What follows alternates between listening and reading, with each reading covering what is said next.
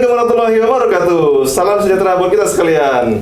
Oke, sahabat Bari, apa kabar Anda hari ini? Semoga dalam keadaan sehat walafiat. Bersama saya lagi dengan Farid dan saya Anissa di podcast Pos Nelayan. Nelayan Torang Veteran.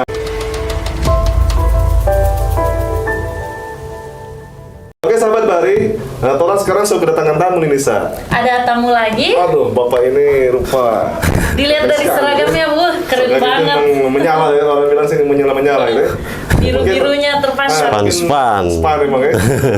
Mungkin teman-teman atau sahabat Bari pernah kenal dengan bapak ini ya, apalagi yang urusan kelautan mungkin sudah nggak asing bapak ini gitu ya. Mungkin kita sapa dulu sekarang dengan kita hadir bersama kita di sini Bapak Jeffrey Dalegi, Pak ya. Betul. Gimana kabar Pak Jeffrey? Sehat-sehat Pak? Puji Tuhan dalam keadaan sehat, Mas Farid. Kayaknya semangat sekali Bapak ini. Luar biasa ini semangatnya emang. Senyumnya sangat lebar. Pas di momen ini ya, momen apa ini kemerdekaan kita sekarang ya, yang Betul. 78 ya. Harus semangat. Semangat ya, 45 semangat merdeka. Oke Nisa, mungkin orang langsung saja kenalan dengan Bapak Jeffrey. Perkenalan singkat untuk kepada sahabat Bahari di rumah. Ya, ini Nisa kenal Nisa ke Bapak? Iya, sudah. Oh, iya. Jeffrey. Kalau nggak kenal akan kenalan lagi gitu. Jadi nama lengkap saya Jeffrey Dalegi. Saat ini saya bertugas di Pangkalan PSDKP Bitung sejak 2008. 2008 ya. Berarti kurang lebih 17 tahun lah. 17 tahun ya. Sudah sweet 17 kalau anak muda bilang. Sudah Betul. balik. Betul. Kalau Polsusnya aja itu di Polsus tahun berapa? Ya betul. Saya sekarang juga menjabat sebagai polisi khusus PWP 3K, pengelolaan wilayah pesisir dan pulau-pulau kecil. Itu awal saya masuk di situ saya tahun 2011 mengikuti diklat, diklat Polsus angkatan pertama. Wih, ini Pak. Yang kita sudah kedatangan pertama Polsus ini ya. Oke, para Polsus di Indonesia, apa kabar semuanya? Ini senior kita ini paling Senior. angkatan pertama yang luar biasa. Sekarang angkatan keberapa? Sekarang berapa ya? Nah kebetulan sekarang sudah ada yang datang nih Sa, baru-baru nih Polsus muda. Iya. Oh iya, Karena Pak. kita kapan-kapan kita undang ya. Nah, sahabat Bari, seperti orang kemarin sampaikan di awal, orang mau undang nanti ada pengawas perikanan, kemarin sudah tahu Mas Jun, nanti ada Polsus, polisi khusus yang sudah sekarang terhadirkan di sini. Nanti mungkin berikut ada awak kapal atau penyidik, nanti orang undang ke depannya untuk sahabat sekalian ya. Nah sekarang mumpung orang sudah ada Bapak Jeffrey selaku Polsus ya, polisi khusus, orang tanya-tanya ini Sa. Iya. Tadi kenalan Kan yang kita lagi bahas ini kan Polsus. Iya. Tapi di pertanyaan yang saya ingin tanyakan, apa sih itu Polsus apa tadi? PWP 3K. PWP 3K. Apa tugasnya itu? Jadi Polsus PWP 3K adalah pejabat pegawai negeri sipil tertentu yang diberikan wewenang kepolisian khusus. Nah, itu untuk menjamin terselenggaranya pengelolaan wilayah pesisir dan pulau-pulau kecil. Nah, biar ke depan dan masa yang akan datang lebih lestari dan terjaga. Nah. Dan sarannya harus ikut diklat dulu ya? Harus ikut diklat. Jadi itu diangkat oleh Menteri, kemudian Menteri mendelegasikan ke Direktur Jenderal. Jadi melalui Direktur Jenderal dia mengeluarkan surat keputusan.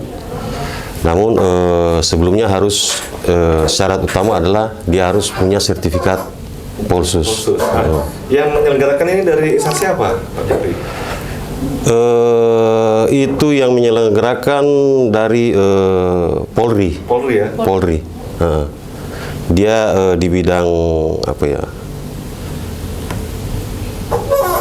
Pembinaan masyarakat, ya, Bimas. Binmas ya? Oh iya. Berarti yang ikut Polsus ini adalah orang-orang pilihan. Ya, persyaratannya dia harus bertugas di bidang penguasaan kelautan. Yang kita tahu bersama adalah Direktorat Jenderal Penguasaan Sumber Daya Kelautan dan Perikanan. Namun untuk teman-teman di pemerintah daerah juga bisa diikut sertakan dengan syarat ya dia harus minimal 2 tahun harus bertugas di dinas, kemudian yang menangani di bidang kelautan. Di Dinas Kelautan Perikanan. Iya. Berarti sekarang cuma di provinsi Pak Jeffrey ya? Karena Iya, betul. di kabupaten kota sudah nggak ada dinas kelautan ya? Betul. Berarti di provinsi ya sekarang adanya itu. Jadi dari dinas yang mengusulkan nama-nama yang akan diikut sertakan dalam pendidikan Polsus itu. Berapa lama dulu Pak Jeffrey itu diklatnya itu? Waktu saya itu 2 bulan, jadi dia 400 GP. Di jam. Untuk sekarang ini, kemudian yang terakhir, mungkin ada kurikulum atau update terbaru dari Polri sehingga hanya 1 bulan. Dia harus punya keahlian atau skill khusus nggak dia untuk jadi Polsus itu? Tentu. Jadi yang pertama itu dia kan sebagai persyaratan dari Polri itu maksimal itu kan umur 35 tahun. Iya. Juga ya? Umur 35 tahun. Kemudian dari Direktorat Jenderal PSDKP juga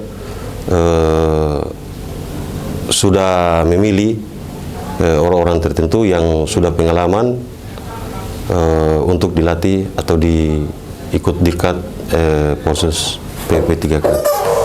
Jadi kalau setelah diklat itu Polsus ini sudah mempunyai keahlian untuk memenang apa Pak Jeffrey di situ? Jadi dia memiliki kewenangan kepolisian khusus itu dia melaksanakan patroli atau perondaan. Itu adalah berupa inspeksi lapangan. Itu sebagai langkah pencegahan terjadinya pelanggaran atau tindak pidana di bidang kelautan. Selain patroli, dia juga menerima laporan atau pengaduan dari masyarakat. Lalu kemudian dari pengaduan itu dia analisa atau dia telaah apakah setelah dari hasil telaah itu ada pelanggaran. Nah, itu dia bisa langsung identifikasi juga. Identifikasi melalui aplikasi atau jadi contohnya kayak misalkan ada reklamasi. Nah, reklamasi itu kan salah satu pemanfaatan ruang laut.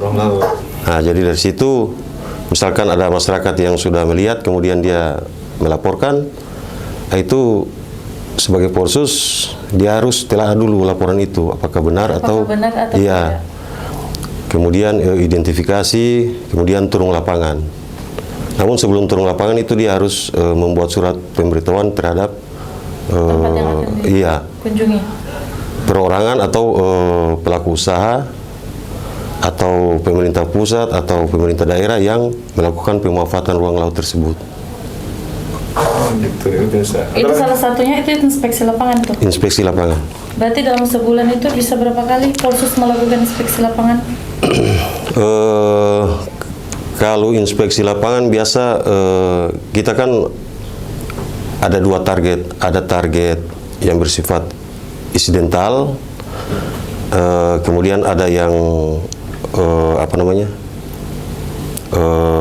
reguler. Kalau insidental itu biasanya itu yang ada laporan, pengaduan atau melalui media sosial. Ada biasa yang posting-posting terkait pelanggaran-pelanggaran. Oh iya, zaman sekarang kan semua serba media sosial, sosmed.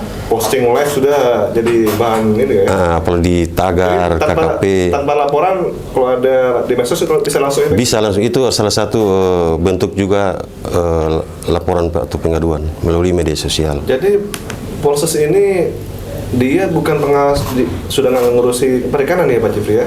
Ngurusi kelautan memang ya, wewenangnya ya? Iya, kalau khusus yang ada sangkut pautnya dengan perikanan adalah pelanggaran destructive fishing. Ya? Nah, itu kan DF. Iya. DF. Ya? DF. Biasa penangkapan yang merusak lingkungan. Oh iya, karena dengan adanya bom itu Iya. atau dengan racun, Tercemar juga. karang-karang Betul. bisa rusak semua. Itu nanti Pak Polsus yang ini nih tindak. Yang tindak, yang Iya. cek langsung ya. Iya. Jadi dia merusak ekosistem perairan yang ada di situ. Berarti aturan atau apa namanya undang-undang atau apa yang dikawal Polsus tadi? Apa saja nih? Baik, untuk aturan yang dikawal itu adalah Undang-Undang 27 tahun 2007 tentang pengelolaan wilayah pesisir dan pulau-pulau kecil. Kemudian Undang-Undang 1 tahun 2014 perubahan atas Undang-Undang 27 tentang pengelolaan wilayah pesisir dan pulau-pulau kecil. Namun jadi di Undang-Undang 1 2014 itu ada beberapa pasal dari Undang-Undang 27 itu yang sudah disesuaikan. Kemudian yang terbaru sekarang sejak 2020 ada yang namanya Undang-Undang Cipta Kerja. Nah, sekarang per 2022 kemarin bulan Desember itu terbit Undang-Undang 6 tahun 2023. Berarti undang-undang baru. Iya, itu yang Cipta Kerja. Cipta Kerja. Nah, dari situ semua undang-undang asal dari setiap kementerian lembaga ada yang dirubah, ada pasal-pasal yang dirubah, kemudian ada pasal-pasal yang dihilangkan, kemudian ada pasal-pasal yang baru muncul. Nah, semua itu disesuaikan di Undang-Undang Cipta Kerja itu. Dari undang-undang itu kemudian turunannya peraturan pemerintah nomor 5, kemudian peraturan pemerintah 21, peraturan pemerintah nomor 43. Lalu kemudian dari peraturan pemerintah itu dibuatkan atau diundangkan peraturan menteri, keputusan menteri terkait kelautan. Cukup banyak, cuma itu yang menjadi apa namanya, undang-undang tertinggi adalah undang-undang. Undang-undang ya. Iya. Jadi banyak sekali sih ya. Iya, Banyak sekali. penjabarannya ya. Pusing juga kita ya. Dan Mungkin sahabat baru juga pusing juga dengan undang-undang. bagi gitu. orang Aturan-aturan awam ini. yang tidak tahu apa itu. Cuma ada peraturan menteri yang ketika pasal-pasal di Undang-Undang 27 yang tidak mengalami perubahan, itu ada beberapa peraturan menteri yang masih berlaku. Contoh peraturan menteri nomor 25 tahun 2019 tentang reklamasi. Kemudian peraturan menteri nomor 12 tahun 2013 tentang penguasaan pengelolaan wilayah pesisir dan pulau-pulau kecil. Dan masih banyak lagi peraturan menteri yang walaupun sebelum 2020 tapi masih berlaku hingga saat ini. Iya. Ini Menteri, tadi kita kalau ngomongin aturan pusing saya. Banyak, terlalu Kemarin banyak. yang viral itu nih, saya kemarin di Batam atau di Bitung kemarin sempat viral Polsus itu menyegel tambang. Itu bagaimana Pak Jeffrey? Aturan apa sih? Bagaimana aturan apa itu Tambang. ada izin-izin apa yang dilanggar di situ? Mungkin ada apa? Betul sekali. Jadi untuk saat ini yang lagi hot, yang lagi viral itu adalah pemanfaatan ruang laut. Laut ya. Nah, jadi apa namanya, di aturan di Permen 28 2001 tentang penyelenggaraan penataan ruang laut itu disebutkan bahwa pemerintah pusat, pemerintah daerah atau pelaku usaha, baik itu berbadan hukum maupun perorangan yang memanfaatkan ruang laut yang bersifat menetap di atas 30 hari wajib memiliki Izin. persetujuan kesesuaian pemanfaatan ruang laut atau biasa disingkat PKKPRL. Jadi sebelum dia melaksanakan reklamasi, dia harus dilengkapi dengan dokumen itu. Dokumen itu. Dokumen yang menyatakan bahwa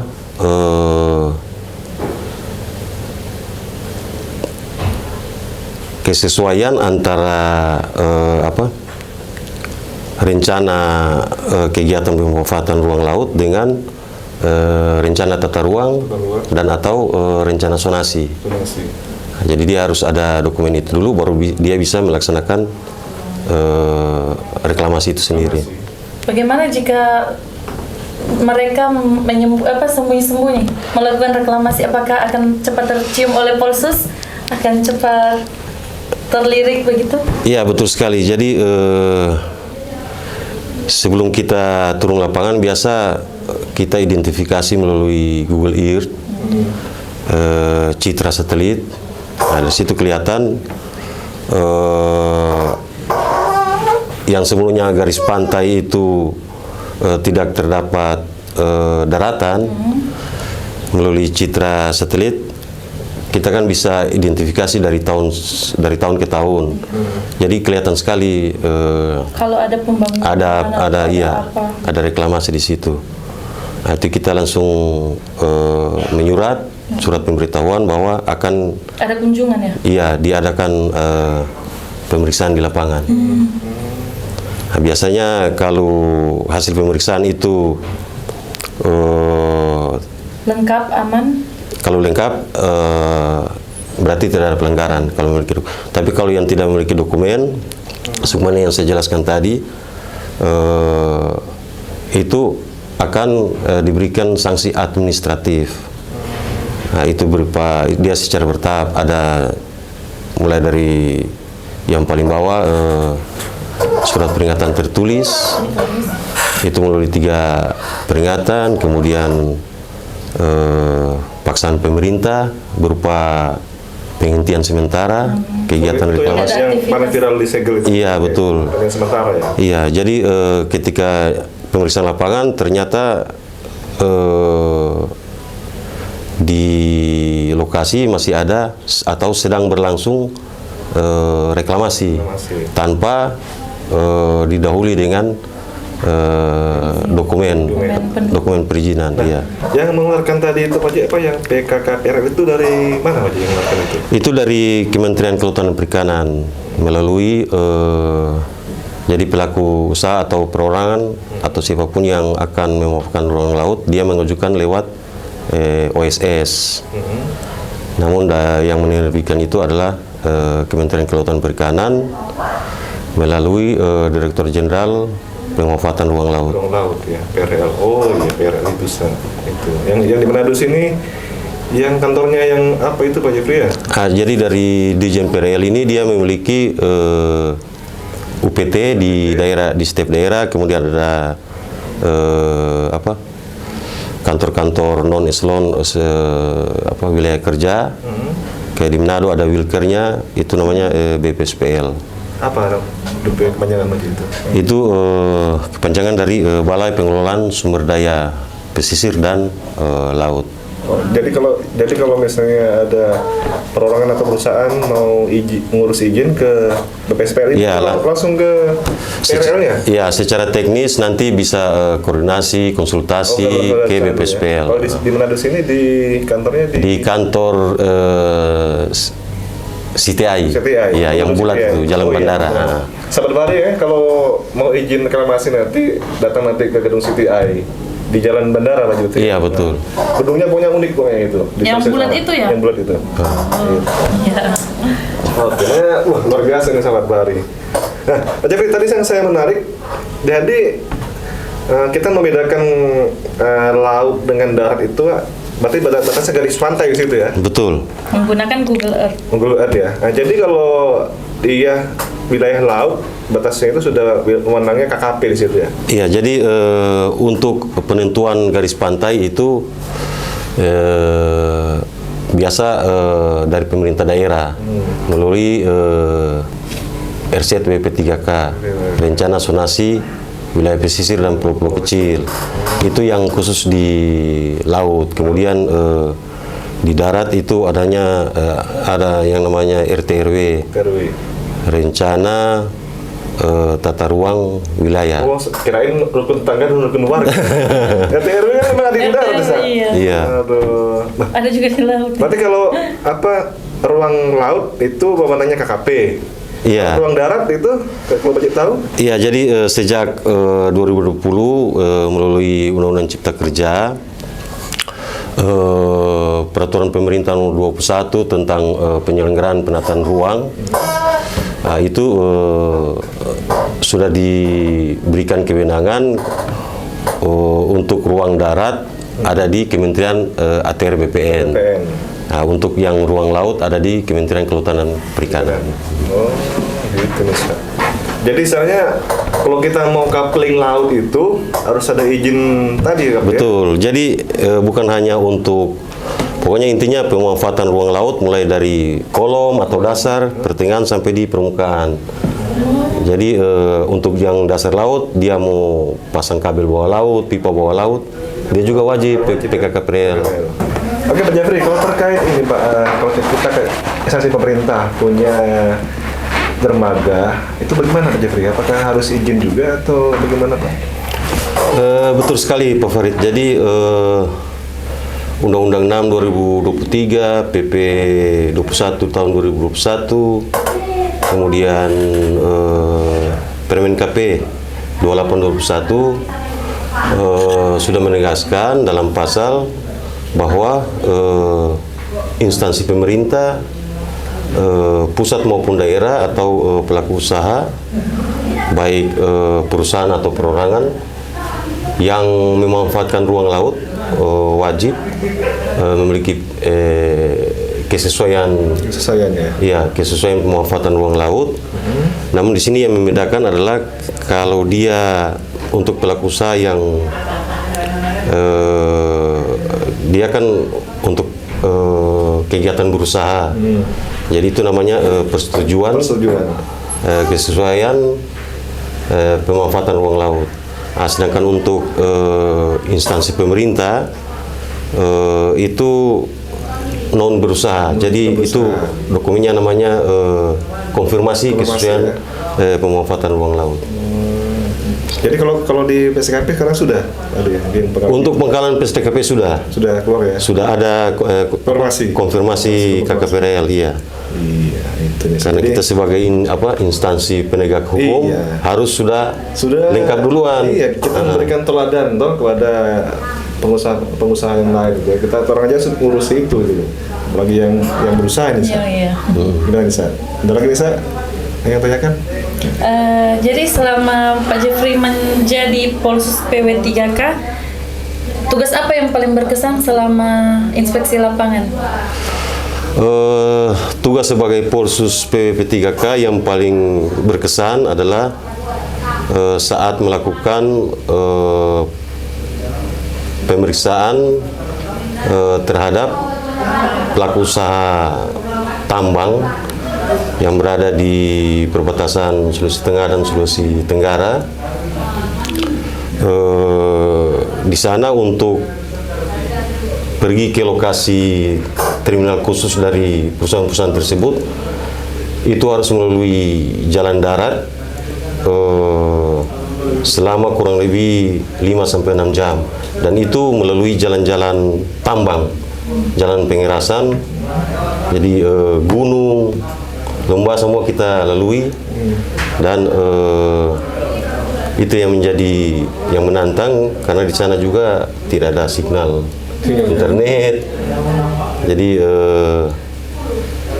memang sangat menantang bagi. Kalau kendaraannya pakai kendaraan dinas atau dari mana aja? Karena kita juga harus menyesuaikan dengan SOP-nya perusahaan. Jadi dari Kendari kita sampai di Kecamatan Langgi Kima itu kita menggunakan mobil dinas. Kemudian untuk menuju ke lokasi Tersus itu yang itu harus menggunakan mobil dari perusahaan itu. Oh iya, karena banyak mobil yang besar-besar itu, betul sekali. Truk besar ya. Karena kita harus melalui jalur yang aman. Nah, itu yang diketahui hanya dari karyawan perusahaan. Iya, itu. Yang lebih tahu jalan truk. Iya, dari perusahaan. Ambil mobil double kabin yang tinggi-tinggi biasanya. Yang rodanya besar-besar itu. Iya. Betul. Itulah mobil tambang. Kalau orang-orang teman-teman pasti tahu tuh kalau mobil tambang ya seperti itu gitu loh, yang double kabin. Double kabin. Seperti itu misalnya. Gimana? Wah itu memang luar biasa nih saya itu pengalaman yang tidak akan lupa itu Pak ya. Dan pada saat kita kan biasa sampai di lokasi kita untuk mengukur luasan dari Tersus itu kita didampingi dari KTT perusahaan, kita melakukan plotting, kita mengambil titik-titik terluar dari batas Tersus agar kita memperoleh titik koordinat. Dari titik koordinat itu kita overlay menggunakan aplikasi mapping. Dari situ kita ketahuan berapa luasan area yang dia manfaatkan. Dan saat yang di Matarape itu saat itu lagi reklamasi lagi berlangsung. Jadi kegiatan reklamasi lagi berlangsung. Kaki saya itu terperosok ke dalam lagi BC-BC-nya tuh. Iya. Jadi kaki saya masuk ke dalam lumpur ya. Tapi udah pakai sepatu safety. Sudah pasti pakai sepatu safety. Itu sudah masih turun. Jadi memang harus mau nggak mau harus turun memang ke titik itu ya Pak ya. Iya, karena kita target mau cari titik koordinat yang ada di batas terluar. Luar biasa itu nih Sir. Itu susah juga ya jadi polisi. Iya. Jadi pakai drone sambil mengambil gambar udara. Ada tim-tim memang lain pakai drone. Betul, ada tim yang bagian plotting Pak ya. Operator dari untuk mengambil video dan gambar udara. Biasa berapa lama dalam inspeksi itu terjadi dalam satu hari? Tergantung. Kita kan sudah dahului sebelum ke lokasi kita sudah menyurat. Jadi kita memberikan surat pemberitahuan, ada dokumen-dokumen yang harus disiapkan oleh perusahaan. Jadi pas kita sampai itu dokumen sudah disiapkan, kita analisa dokumen itu, kemudian kita kan biasa di situ ada titik koordinat di dokumen perizinan yang sudah ada. Kemudian kita pemeriksaan lapangan kita ukur lagi apakah sudah sesuai dengan dokumen. Iya. Dan selama ini banyak perusahaan-perusahaan mereka kooperatif ya Pak ya, tidak ada yang ada ancaman atau tidak ada selama ini ya. Iya, karena kita tahu bersama kalau perusahaan pertambangan itu kan merupakan perusahaan besar, jadi di dalamnya itu sudah ada bagian legalnya tersendiri. Bagian hukumnya ya. Betul. Hukumnya ya. Iya. Kalau tantangan sendiri Pak yang mungkin selain perusahaan itu selama ini yang jadi pengalaman selama jadi Polsus, apa yang tantangan-tantangan yang ada di lapangan Pak? Nah, biasa bagian legal, apalagi dia sudah paham terhadap aturan, atau yang bagian humas, biasa dia sudah pengalaman kerja, baik di pemerintahan ataupun swasta. Nah, biasa ada pertanyaan-pertanyaan yang kalau menjadi seorang Polsus itu yang tidak menguasai aturan, akan sangat sulit untuk menjawab itu. Jadi salah satu syarat juga Polsus dia harus menguasai regulasi yang berlaku. Regulasi yang ada ya. Nah, udah hafal itu. Iya. Harus di luar kepala ya kalau untuk hukum. Jadi untuk wilayah pengawasannya sendiri Polsus itu se-Indonesia atau hanya Sulawesi selesai? Terkait dengan kewenangan itu seluruh Indonesia, namun dalam melaksanakan tugas biasa dia sesuai dengan wilayah kerja UPT yang dia tempati. Iya. Jadi kalau untuk saya di Pangkalan PSDKP Bitung, wilayah kerja Pulau Sulawesi. Jadi ada 6 provinsi. 6 provinsi. Lumayan juga itu sih. Lumayan berangkat ke provinsi yang berbeda. Betul. Kalau yang di Sulawesi ini Pak Ji, selama ini pelanggaran yang ada terkait apa Pak Ji? Maksudnya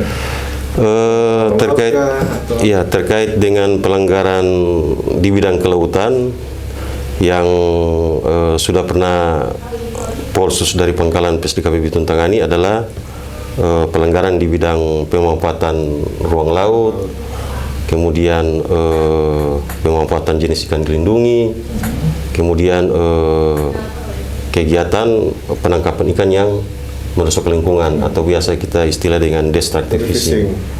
Bom atau racun. Bom, racun, atau bius, ya? iya dia penangkapan itu merusak ekosistem perairan yang ada di daerah tersebut. Jadi Polsus lebih pengawasannya lebih luas lagi, misalnya bukan cuma hanya ke ikannya gitu kan? Iya, jadi kalau untuk destructive fishing itu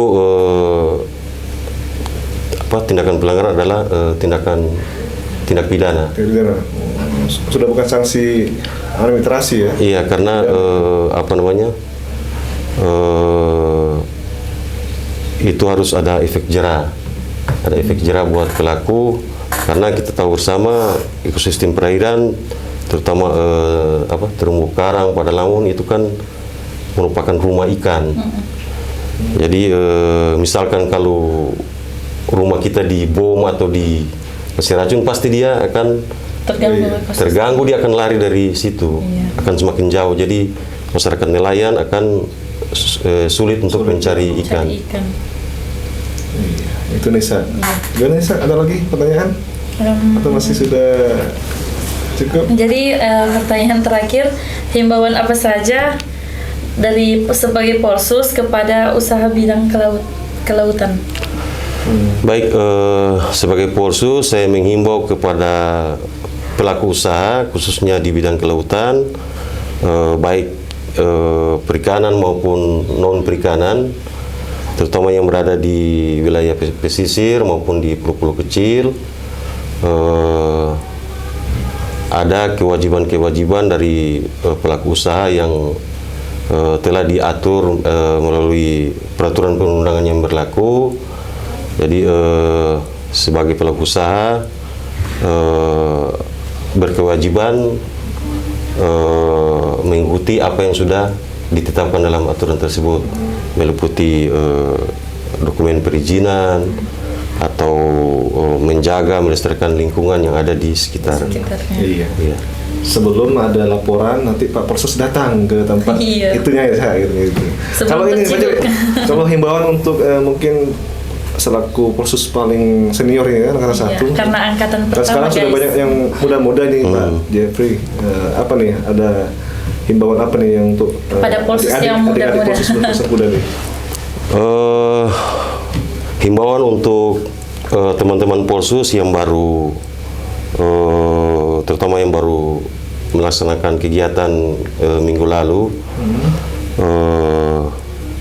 terbanyak membaca aturan, kemudian kalau ada hal-hal yang belum dimengerti, silakan tanya.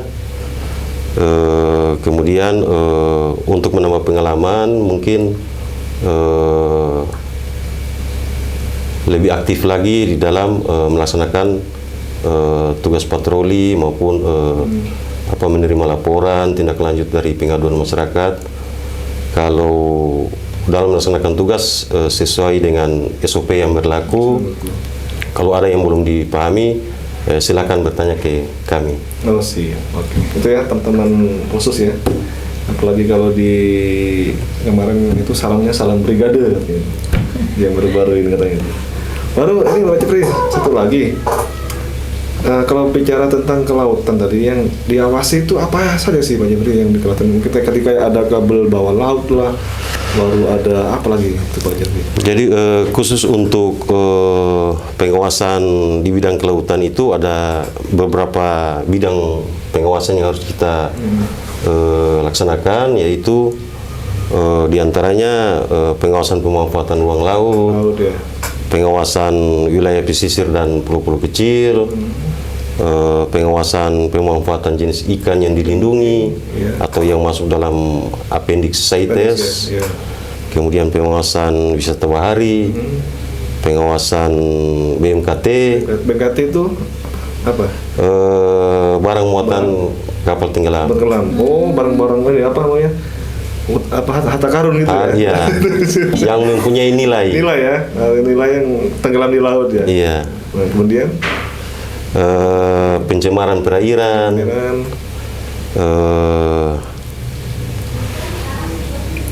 Kalau pencemaran perairan mungkin pernah aja, mungkin ada pengalaman kapal-kapal yang pencemaran di laut mungkin pernah ada selama ini?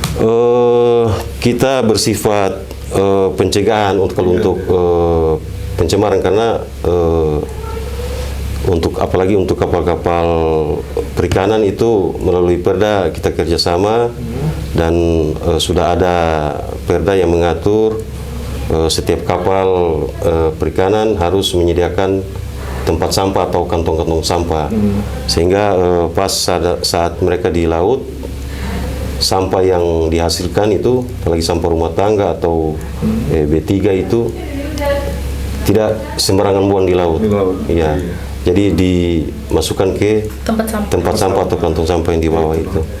Banyak orang jaga orang pelaut di sana tuh. Iya. Jangan buang sampah, apalagi sama sampah plastik itu di laut di sana. Sayang sekali. Pak Jeffrey ini orang penasaran nih sa, ini yang di embel-embel Pak Jeffrey ini apa ini maksudnya Pak?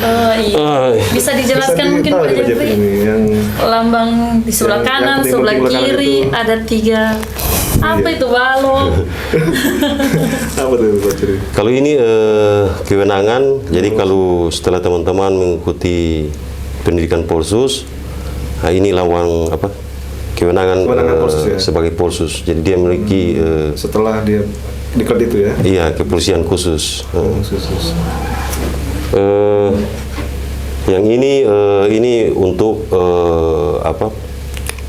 pengembangan dari kompetensi dari Polsus setelah dia mengikuti diklat Polsus ada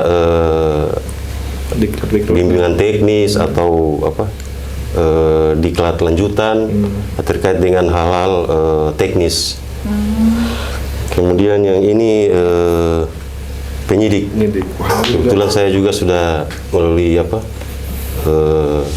diklat penyidik. Wah, mantap. Berarti sudah lengkap nih, udah Polsus juga. Sudah diborong semua. Penyidik juga ya. Jadi bisa disidik langsung sama Bapak Jeffrey semua nih Nisa kalau Sebagai pengawas perikanan, sudah sebagai pengawas kelautan, polisi khusus. Oke Nisa, sudah cukup. Cukup. Oke demikian sahabat Bahari bincang-bincang kita kepada Pak Jeffrey terkait pengawasan kelautan ya. Iya. Nanti kalau ada yang mau tanya-tanya Ingin ditanyakan bisa di komen ya. komen di bawah nanti ya. Oke. Jangan lupa yang sudah nonton terima kasih banyak. Jangan lupa like, komen, subscribe, dan share gitu ya. Yang baru nonton jangan lupa subscribe ya. Jangan bosan-bosan ya guys. Oke. Orang undur diri teman-teman. Saya Farid dan Saya Anissa. jangan lupa kembali di podcast di Pos Nelayan. Nelayan Torang Torang Petama. Dadah.